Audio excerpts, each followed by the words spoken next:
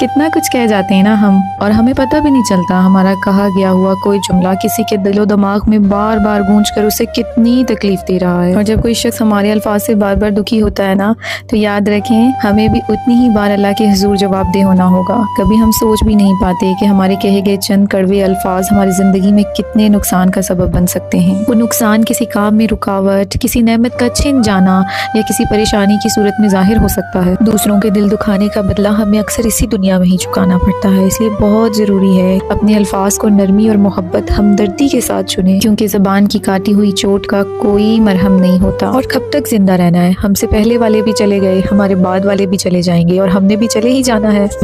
اور معافی مانگنے میں نا کبھی بھی دیر نہ کریں، کیونکہ کچھ پتہ نہیں کون سی ملاقاتیں ادھوری رہ جائیں اور معافی مانگنے کا موقع ہی نہ ملے۔ کبھی بھی یہ نہ سوچیں کہ آپ بہت خاص ہیں، کیونکہ خاص کے بعد خاک ہی بن جانا ہے نا۔ اکثر آپ پوچھتے ہیں نا کہ آپ اتنا کھانا بناتی ہیں تو کیا کرتی ہیں بچے ہوئے کھانے کا؟ تو میں کبھی بھی بچا ہوا کھانا ضائع نہیں کرتی، اگلے دن ہم وہی کھانا بہت مزے کے ساتھ کھاتے ہیں۔ ابھی قیمہ کریلے بھی میں نے ایک دن پہلے ہی بنائے تھے، لیکن بچے ہوئے تھے تو میں نے کوئی نیا کھانا نہیں بنایا، وہی کھایا بہت مزے سے۔ اللہ پاک کا ڈھیروں ڈھیر شکر ادا کیا۔